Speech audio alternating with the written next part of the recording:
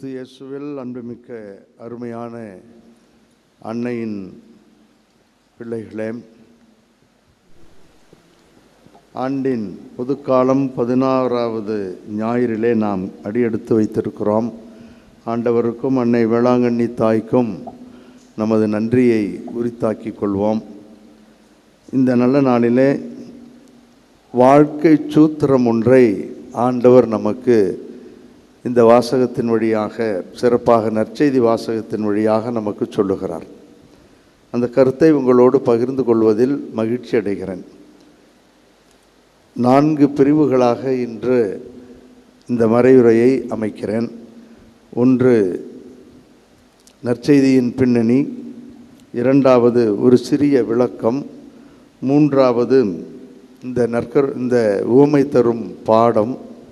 4வது நம்மால் வாழ முடியும் என்ற ஒரு நேர்மறை சிந்தனையோடு முடிக்க ஆசைப்படுகிறேன். நற்செய்தியின் பின்னணி. விண்ணரசு பற்றிய உவமைகளை பற்றி இயேசு கூறுகிறார் என்பதை நாம் அறிவோம். போன வாரம் வேண்டுமென்றே இறையரசை எதிர்த்தவர்களை பரிசேயர், சதுசேயர், சமயத் தலைவர்கள் என்று பார்த்தோம். இன்று மீண்டும் இறையரசுக்கு எதிராக செயல்படக்கூடிய தீய சக்திகளை ஆண்டவர் கூறுகிறார். அவைகளை எப்படி மேற்கொள்வது, எப்படி செயல்படுவது என்பதையும் நமக்கு சொல்லுகிறார். 2வது சற்று விரிவாக இந்த உவமையை பார்ப்போம். நிலக்கிழார் ஒருவர் தன்னுடைய நிலத்தில் விதைக்கிறார். பிறகு அவருடைய ஆட்கள் தூங்கும்போது அவருடைய பகைவன் வந்து கோதுமைகளுக்கு இடையே களைகளை விரைத்து விட்டு போனான் என்று பார்க்கிறோம்.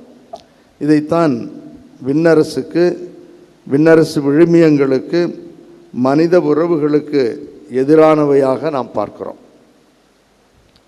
நன்மையும் தீமையும் ஒன்றாகவே இணைந்து இருக்கின்றன என்பதை ஆண்டவர் சுட்டி காட்டுகிறார். இதை எப்படி கையாளுவது, இந்த சூழலை எப்படி மேற்கொள்வது, என்ன செய்வது என்பதுதான் இன்றைய மறையுரை. நிலக்கிழாருடைய பணியாளர்கள் இதை எப்படி கையாளுகிறார்கள் என்று பாருங்கள். அதிலே நாம் பார்த்தோம், அவர்கள் அவசரப்படுகிறார்கள், ஆவேசப்படுகிறார்கள், ஆத்திரப்படுகிறார்கள். நாங்கள் சென்று அந்த களைகளை பிடுங்கி விடட்டுமா என்று நிலக்கிழாரிடம் கேட்கிறார்கள். அப்பொழுது அவர் சொல்லுகிறார், நிறுத்தி நிதானமாக பொறுமையாக, அப்படியா யாரோ போட்டாங்களா, இந்தா உடனே பிடுங்க என்று அவர் சொல்லவில்லை. மிகவும் பொறுமையாக அவர்கள் எதிர்பாராத ஒரு பதிலை அவர்களுக்கு தருகிறார். வேண்டாம் என்று அவர்களிடம் சொல்லி, அவசரப்பட வேண்டாம், ஆத்திரப்பட வேண்டாம், ஆவேசப்பட வேண்டாம். அதைத்தான் அங்கே தலைப்பாக நான் தந்திருக்கிறேன். வேண்டாம், ஆத்திரம் அவசரம் தேவையில்லை, ஆவேசம் தேவையில்லை, இரண்டும் ஒன்றாகவே வளரட்டும் என்று சொல்லுகிறார். ஆக பயிரையும் களைகளையும் ஒன்றுபோல் வளரட்டும் என்று கூறி, இதற்கு காரணம் எதிரி விளைத்த களைகள்தான், ஆனால் அவசரப்பட வேண்டாம், பையன் என்றால் பயிரைப் போலவே அதுவும் இருக்கும். எப்படி என்றால் ஒரு சிறிய உதாரணத்தை சொல்லுகிறேன். பசும் தோல் போர்த்திய புலி என்பார்கள், பார்த்திருக்கிறோம். புலி பசுவை போல போர்த்தி கொண்டு ஏமாற்ற வருகின்றதைப் போல இந்த களைகளும் அந்த பயிரை போலவே இருக்கும். எதை பிடுங்குகிறோம் என்பது ஆரம்பத்தில் தெரியாமல் போய்விடும். ஆகவே பசும்போல் போர்த்திய புலியை போல இருக்கின்ற இந்த சூழல் வேண்டாம், விட்டுவிடுங்கள், அவசரம் வேண்டாம் என்று சொல்லுகிறார். பயிரையும் சேர்த்து நீங்கள் பிடுங்கிவிட்டால் அது மிகவும் நஷ்டமாகி போய்விடும் என்று சொல்லுகிறார். சற்று நான் நிறுத்துகிறேன், உங்களுடைய சிந்தனைக்காக இதை சொல்லுகிறேன். எத்தனை முறை எந்தெந்த விதத்திலெல்லாம் நம்முடைய குடும்ப உறவுகளை அல்லது சந்தோஷமாக இருக்கின்ற நேரங்களை, மகிழ்வோடும் மனநிறைவோடும் இருக்கக்கூடிய நேரங்களை அவசரப்பட்டு, ஆவேசப்பட்டு, ஆத்திரப்பட்டு அழித்திருக்கிறோம் என்று யோசித்து பாருங்கள். நான் அதிகமாக ஒன்றும் சொல்லவில்லை. நடப்பதைத்தான் உங்களிடம் சிந்திக்க சொல்லுகிறேன். நான் இதை செஞ்சிருக்க வேண்டாம், அவர் நல்ல மனுஷன், இருந்தாலும் அவசரப்பட்டு இப்படி செஞ்சிட்டேன் ஃபாதர்னு சொல்கிறவங்க எத்தனை பேர் இருக்காங்க? இந்த வார்த்தையை நான் சொல்லி இருக்கக்கூடாது, ஆனால் அள்ளி தூவி விட்டேன். அந்த வார்த்தையால் இப்பொழுது நான் மிகவும் சோர்ந்து போய்விட்டேன், உறவுகள் வீணாகி போய்விட்டது என்று எத்தனை முறை நாம் அவசரத்தில் ஈடுபட்டு ஆவேசத்தோடு ஆத்திரத்தோடு உறவுகளை பலப்படுத்தாமல் உறவுகளை வீழ்படுத்தி இருக்கிறோம், அழித்திருக்கிறோம் என்று சற்று யோசித்து பாருங்கள். ஆகவே நம் வாழ்விலும் இந்த அவசரம் தேவையில்லை. நிறுத்தி நிதானமாக பொறுமையோடு சிந்தித்தால் நம்முடைய வாழ்வு எப்படி இனிக்கும் என்பதை ஆண்டவர் நமக்கு அறைகூவல் விடுகிறார். நன்மையும் தீமையும் சேர்ந்தே இருக்கும். பொறுமையும் கோபமும் நிதானமும் சேர்ந்து தான் இருக்கின்றன. எப்படி நாம் வாழ முடியும் என்பதைத்தான் ஆண்டவர் நமக்கு சொல்லித் தருகிறார். மூன்றாவதாக உவமை கூறும் ஒரு சிறிய பாடம். பொறுமை வாய்ப்பு கொடுக்கப்படுகிறது. இதுதான் இந்த உவமை நமக்கு சொல்லுகின்ற ஒரு அருமையான பாடம். அறுவடை வரை இரண்டையும் வளர விடுங்கள் என்று அந்த நிலக்கிழார் சொல்லுகிறார். அறுவடை வரை இரண்டும் வரட்டும், ஒன்றும் தவறில்லை, வரட்டும் என்று சொல்லுகிறார். அப்படி என்றால் என்ன? மிக பொறுமையாக இருக்கிறார், மிகவும் நிதானமாக செயல்படுகிறார், வாய்ப்பு கொடுக்கிறார். எதற்கு? அந்த களைகள் நல்லவைகளாக மாறும் என்பது அல்ல பொருள். அந்த களைகளும் வளரட்டும், நல்லவைகள் இன்னும் சிறப்பாக வளரட்டும் என்று அந்த காலத்தை தான் அவர் குறிப்பிடுகிறார். அந்த பொறுமையான சூழலைத்தான் ஆண்டவர் சொல்லுகிறார். களைகள் ஒரு நாளும் பயிராக மாறப்போவதில்லை. அவர் களைகளை காட்டி அந்த காலத்தை தான் சொல்லுகிறார். இன்னும் வளரட்டும், இன்னும் இந்த ஆள் இப்படி இருக்கிறான், இன்னும் வளரட்டும், இன்னும் எப்படி இருக்கிறது என்று பார்ப்போம். இந்த காலம், the time that is given, அதை பயன்படுத்தி மக்கள் வாழ வேண்டும் என்பதற்காகத்தான் அந்த கலையை சொல்லுகிறார். கலை மாறிவிடும் என்று அவர் சொல்லவில்லை.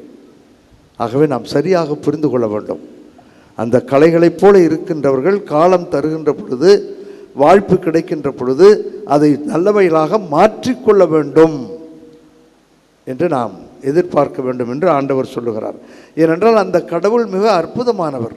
நம்மை படைத்து வழிநடத்துகின்ற அந்த தெய்வத்தை பற்றி 2 இடங்களிலே நாம் மிக அழகாக பார்க்கிறோம். ஒன்று எண்ணாகமும் 14வது அதிகாரம் 18வது வசனத்தில் நாம் இவ்வாறு பார்க்கிறோம். மோசே மக்களுக்காக வேண்டுதல் செய்தல் என்ற பகுதியில் இதை நாம் பார்க்கிறோம். இவர்கள் வணங்கா கழுத்தினராக என்ன செய்தாலும், எவ்வளவு வாய்ப்பு கிடைத்தாலும், இறைவன் எவ்வளவு பொறுமையாக இருந்தாலும் அவர்கள் செய்வதையே திரும்ப திரும்ப செய்து அவரை இரிட்டேட் பண்ணுகிறார்கள், அவரை மிகவும் மனச்சோர்வடைய செய்கிறார்கள். ஆகவே கடவுள் வெறுத்து போகிறார், அழிக்கப் போகிறேன் என்று சொல்லுகிறார். அப்பொழுது மோசே என்ன சொல்லுகிறார் என்று பாருங்கள். மோசே ஆண்டவர் ஆற்றல் சிறப்புறுவதாக என்று கூறி 18வது வசனத்தில் இவ்வாறு சொல்லுகிறார். 14-18 எண்ணாகமம். ஆண்டவர் சினம் கொள்ள தாமதிப்பவர், அருளிரக்கம் காட்டுவதில் அளவு கடந்தவர், குற்றங்களையும் குறைகளையும் மன்னிப்பவர், எவ்விதத்திலும் நம்பிக்கை துரோகம் செய்வோரை விட்டு விடாதவர். ஆகவே நீர் நல்லவர், ஏன் இவர்களை அழிக்க பார்க்கிறீர்? வேண்டாம் என்று அவரிடம் சொல்லி, இன்னும் சற்று பொறுமையாக இருப்பீர்களா, இன்னும் சற்று அருளிரக்கத்தை காட்டுங்கள் என்று சொல்லுகிறார். இதேதான் மிக அழகாக யோனா புத்தகம் 4வது அதிகாரம் 2வது வசனத்தில் நாம் இவ்வாறு பார்க்கிறோம். அதை விட இன்னும் அதிகமாக யோனா 2-3 வார்த்தைகளை சொல்லுகிறார். அதுதான் நம்முடைய கடவுள், அதுதான் அவர் கொடுக்கின்ற, அவரிடம் இருக்கின்ற பொறுமை, அவர் நமக்கு தருகின்ற வாய்ப்பு. ஆகவே இந்த பொறுமையும் வாய்ப்பையும் நாம் அவசரப்படாமல், ஆவேசப்படாமல், ஆத்திரப்படாமல் வாழ்க்கையில் வாழ்ந்து காட்ட வேண்டும் என்று ஆண்டவர் நம் கடவுளை முன்னிறுத்தி நமக்கு சொல்லுகிறார். நீர் கனிவு மிக்கவர், இரக்கமுள்ளவர், மிகுந்த பொறுமையும் அளவில்லா அன்பும் உள்ள கடவுள் என்பது எனக்கு தெரியும். அழிக்க நினைப்பீர், பிறகு மனதை மாற்றிக்கொள்வீர் என்பதும் எனக்கு அப்போதே தெரியும். ஆகவே அருமையான கடவுளை பற்றி சொல்லுகிறார். நம்முடைய கடவுள் யார் என்பது இதிலிருந்து நமக்கு தெரிகிறது. He gives opportunities, நமக்கு நிறைய வாய்ப்புகளை தருகிறார். He is very patient. நீங்கள் என்றாவது ஒரு நாள் திரும்பி நல்லவர்களாக மாறி வருவீர்கள், அவரது அன்பை புரிந்து கொள்வீர்கள். குடும்பத்தில் உள்ள உறவுகளை புரிந்து கொள்வீர்கள். இந்த உறவு இல்லாமல் நம்மால் வாழ முடியாது, நாம் எல்லோரும் நடைப்பிணங்களாக மாறிவிடுவோம், நம் குழந்தைகள் நடுத்தருவிலை தெரியும் என்பது ஆண்டவருக்கு தெரியும். ஆகவே மனம் மாற வேண்டும் என்பதற்காக, வாழ்க்கையை கண்டுபிடிக்க வேண்டும் என்பதற்காக கால அவகாசத்தை பொறுமையோடு நமக்கு தருகிறார். கண்டுபிடிக்க வேண்டும் என்று ஆவல் கொள்ளுகிறார். ஆகவே கடவுள் நீதியும் இரக்கமும் உள்ளவர் என்று பார்க்கிறோம். தண்டனையும் கொடுப்பவர், அதே நேரத்தில் இரக்கம் காட்டுகின்ற ஒரு அருமையான தெய்வம் என்பதை நாம் பார்க்கிறோம். இந்த தெய்வத்தை தான் அவர் முன்னிறுத்தி இயேசு இந்த ஓமையை சொல்லுகிறார். வளரட்டும், இரண்டும் வரட்டும், இறுதியிலே பார்த்து கொள்ளுவோம். காலம் நமக்கு கிடைத்து இந்த விண்ணரசை ஏற்றுக்கொள்ளாதவர்கள், விண்ணரசுக்கு எதிராக தீய சக்திகளாக செயல்படக்கூடியவர்கள், இவர்கள் எல்லாருக்கும் நான் வாய்ப்பு தருகிறேன், பொறுமையோடு காத்து கொண்டிருக்கிறேன், அவர்கள் வந்தால் அவர்களை வாழ வைப்பேன் என்று அவர் மிக அழகாக சொல்லுகிறார். ஆகவே நாமும் இப்படித்தான் வாழ வேண்டும், அந்த இறைவனை முன்னிறுத்தி வாழ வேண்டும் என்று அவர் நமக்கு இந்த குணாதிசயங்களோடு பொறுமையோடு வாய்ப்புகளை பெற்று தருகின்ற அந்த இறைவனோடு சேர்ந்து உழைக்க வேண்டும் என்று நினைக்கிறார். ஆகவே நம் வாழ்வு தொட்டாசினிங்கி மனநிலையை மாற்ற வேண்டும். இப்படின்னா போதும், வீட்டுக்கு ஓடுறேன் அப்படின்னு சொல்லுகின்ற பெண்கள் இருக்கிறார்கள், உன்னோடு வாழ முடியாது என்று சொல்லுகின்ற ஆணாதிக்க மிகுந்த ஆண்கள் இருக்கிறார்கள். யார் சரி யார் தவறு என்ற பட்டிமன்றம் அல்ல இது. ஏன் இந்த முடிவு, ஏன் இந்த தொட்டாசினிங்கி மனநிலை, அதைத்தான் உங்களுக்கு சொல்லுகிறேன். போட்டியை நீயா நானா என்ற ஒரு ஈகோ களைய சொல்லுகிறார். ஈகோவை ஒழிக்க சொல்லுகிறார். ஏற்றத்தாழ்வுகளை, பாகுபாடுகளை, சாதியத்தை வேறறுக்க விரும்புகிறார். இவ்வாறு பொறுமையோடு, நிதானத்தோடு, சகிப்புத்தன்மையோடு, அவசரம் இல்லாமல், ஆவேசம் இல்லாமல், ஆத்திரம் இல்லாமல் பொறுமையோடு வாழுங்கள். நான் இரண்டையும் வளர விட்டு பார்க்கிறேனே, அதே போன்று பொறுமை, உங்களுக்கும் பொறுமை வேண்டும். உங்களுக்கும் இந்த வாய்ப்பு தருகின்ற வாய்ப்பை பயன்படுத்திக் கொள்ள வேண்டும் என்று ஆண்டவர் இன்று நமக்கு அறைகூவல் விடுகிறார். கால தாமதம் செய்தால் இறுதியில் எரிக்கப்படுவீர்கள் என்று நான் சொல்லவில்லை, இந்த ஓமை சொல்லுகிறது. காலதாமதம், நாளைக்கு பார்த்துக்கலாம், அவன் என்ன பெரிய பிஸ்தாவா, அவள்கிட்ட போய் நான் என்ன கேட்குறது, இவன்கிட்ட என்ன போய் கேட்குறது என்று கால தாமதமும் சாக்கு போக்குகளும் சொல்லி வாழ கற்றுக்கொண்டால் இழப்பது வாழ்க்கை, இழப்பது நமது நிம்மதி, இழந்து ஒன்றுமில்லாமல் சோகமாக வாழ வைப்பது இந்த சூழல்கள். ஆகவே நடந்த ஒரு நிகழ்வை சொல்லுகிறேன். எனக்கு தெரிந்த நண்பர் அவர், ஒரே ஒரு மகள்தான், திருமணமாகி ஏதோ காரணத்தால் வீட்டிற்கு வந்து விட்டது. அப்பொழுது நான் யதார்த்தமாக வீட்டிற்கு சென்றிருந்தேன். அவர் எவ்வளவோ மன்றாடி அந்த பெண்ணை திரும்ப போக சொன்னார். அவர் கடமை உணர்வோடு பெற்றோர்கள் செயல்பட்டார்கள். ஆனால் இந்த பெண் பிடிவாதமாக நான் போகவே மாட்டேன், அந்த மாமனாரும் மாமியாரும் செத்தாதான் நான் அந்த வீட்டுக்கு போவேன் அப்படின்னு பிடிவாதமாக சொன்னாள். அந்த புறம் மாப்பிள்ளை வீடும் எனக்கு தெரியும். ஆகவே அவர்கிட்ட போய் சொன்னேன், என்னையா கலட்டா அவங்களுக்குள்ள இப்படி அந்த பெண் இப்படி சொல்லுகிறாளே, என்ன நடக்கிறது என்று கேட்டேன். அதற்கு அந்த பையன் சொல்கிறாரு, எங்கள் அப்பா அம்மா செத்ததுக்கப்புறம் இவன் வந்து என்ன ஃபாதர் வாழ போகிறோம், வரவே வேண்டாம், அவன் அங்கேயே இருக்கட்டும்ட்டார். எதை சாதிக்க போகிறோம்? நீங்கள் அந்த வீட்டில் அவங்க செத்தா தான் வருவேங்கிறீங்க, இவன் செத்ததுக்கப்புறம் ஏன் வரீங்கன்னு கேட்குறார். வாழ்வை இழந்து விடுகிறோம், அவசரப்படுகிறோம், ஆத்திரப்படுகிறோம், ஆவேசப்படுகிறோம். ஒழிக்க வேண்டும் என்று ஈகோவை மாற்றுவதற்கு பதிலாக வாழ்க்கையை இழந்து விடுகிறோம். அப்படி ஒரு சூழலை நாம் இங்கே பார்க்கிறோம்.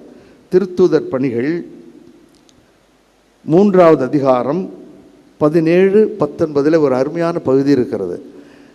இந்த புதிய நெறியை சார்ந்த கிறிஸ்தவர்களை யூத சங்கம் அடிக்கிறது, நொறுக்குகிறது, வெட்டுகிறது, இல்லாததெல்லாம் செய்கிறார்கள், துன்பத்தில் அவர்களை ஆழ்த்துகிறார்கள். அப்பொழுது என்ன ஒரு அற்புதமான வார்த்தையை பேதுரு சொல்லுகிறார் என்று பாருங்கள். அவர்களை அடிக்கிறார்கள், உதைக்கிறார்கள், வேண்டாம் என்று சொல்லுகிறார்கள், ஒழிப்போம் என்று சொன்னார்கள். அப்பொழுது புனித பேதுரு என்ன சொல்லுகிறார் பாருங்கள். திருத்தூதர் பணிகள் 3:17. அன்பர்களே, யார் அவரை கேட்டுக்கொண்டிருந்த யூத தலைவர்கள் மக்கள் எல்லோரிடமும் பேசுகிறார். என்னுடைய வார்த்தைகளை நம்பாதீர்கள், வேதத்திலிருந்து விவிலியத்திலிருந்து தான் உங்களுக்கு படித்து காட்டுகிறேன். பேதுரு சொல்லுகிறார், அன்பர்களே, நீங்களும் உங்கள் தலைவர்களும் அறியாமையினாலேயே இப்படி செய்து விட்டீர்கள் என எனக்கு தெரியும். இயேசு கிறிஸ்து சிலுவையில் அறைந்து கொன்றது அறியாமை. அவரை வேண்டாம் என்று நீங்கள் சொல்வது அறியாமை.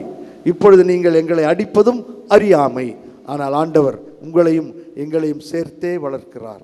நீங்கள் மனம் மாறுவீர்கள் என்று ஒரு நாள் அவர் விரும்புகிறார் என்று சொல்லி 19வது வசனத்தில், எனவே உங்கள் பாவங்கள் போக்கப்படும் பொருட்டு மனமாறி அவரிடம் திரும்புங்கள். பொறுமையோடு வாய்ப்பு கொடுத்து கொண்டிருக்கின்ற அந்த கடவுளிடம் உறவுகளை பலப்படுத்துங்கள் என்று ஆண்டவர் சொல்லுகிறார். உங்களுக்கும் எனக்கும் அதைத்தான் சொல்லுகிறார். இல்லறம், துறவரம், தனியறம், எந்த அறமாக இருந்தாலும் உறவுகளை பாதிப்பதற்கு, வேண்டாம் என்று சொல்வதற்கு, வெறுக்கிறேன் என்று சொல்வதற்கு, ஆகாது முடியாது என்று எதிர்மறையாக சிந்திப்பதற்கு வாய்ப்புகள் ஏராளமாக இருக்கின்றன. அந்த நேரங்களிலே அவசரப்படாதீர்கள், ஆத்திரப்படாதீர்கள், ஆவேசப்படாதீர்கள், பொறுமையோடு வாழுங்கள் என்று மீண்டும் வேதம் சொல்வதை படித்து முடிக்கிறேன். என்னுடைய வார்த்தைகள் அல்லவே அல்ல இவை, வேதத்தில் இருந்து தான் நான் படித்து முடிக்கிறேன். பேதுரு எழுதிய 2வது திருமுகம் 3வது அதிகாரம் 9வது வசனத்தை படித்து முடிக்கிறேன். ஆண்டவர் தம் வாக்குறுதியை நிறைவேற்ற காலம் தாழ்த்துவதாக சிலர் கருதுகின்றனர். ஆனால் அவர் அவ்வாறு காலம் தாழ்த்துவது இல்லை. மாறாக உங்களுக்காக பொறுமையோடு இருக்கிறார்.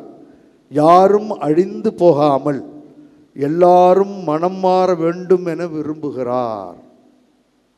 உறவுகளை பலப்படுத்த ஆண்டவர் உங்களையும் என்னையும் இன்று அழைக்கிறார். பொறுமையோடு, நிதானத்தோடு, சகிப்புத்தன்மையோடு நாம் வாழ வேண்டும் என்று விரும்புகிறார். வேண்டாம், என்ன வேண்டாம்? அவசரம் வேண்டாம், ஆத்திரம் வேண்டாம், ஆவேசம் வேண்டாம். ஒரே ஒரு முறை வாழப்போகின்ற அந்த வாழ்வு அர்த்தமுள்ள வாழ்வாக இருக்கட்டும், ரம்மியமான வாழ்வாக இருக்கட்டும், ஒற்றுமை மிகுந்த வாழ்வாக இருக்கட்டும். இறைவனுடைய அருள் ஆசிரியரை பெற்ற அன்னை வேளாங்கண்ணி தாய் நமக்காக பரிந்து பேசுகின்ற ஒரு அருமையான வாய்ப்பாக இருக்கட்டும், வாழ்வாக இருக்கட்டும். கருவறை டு கல்லறை, ஊம் டு டூம், ஒரே ஒரு முறை தான் நடக்கப் போகிறோம். மீண்டும் ஒரு முறை இந்த வாழ்வு கிடைக்காது. மீண்டும் ஒரு முறை இந்த வாழ்வு அழுதாலும் புரண்டாலும் கிடைக்காத ஒரு புதிய வாழ்க்கைக்குள் நாம் செல்ல போகிறோம். ஆகவே ஒரே ஒரு முறை வாழப்போகின்ற வாழ்வு, இல்லறம், துறவரம், தனியறம், எந்த அறமாக இருந்தாலும் அந்த அறத்தில் நிதானமாக நிறுத்தி செயல்பட, அவசரமின்றி, ஆவேசமின்றி, ஆத்திரமின்றி வாழ அருள் வேண்டுவோம். வாழ்ந்த அன்னை வேளாங்கண்ணி தாய் நம் கரம் பற்றி வழி நடத்த, பரிந்துரைக்க தொடர்ந்து செபிப்போம். வல்ல இறைவன் நல்லருள் பொழிவார். ஆமேன்.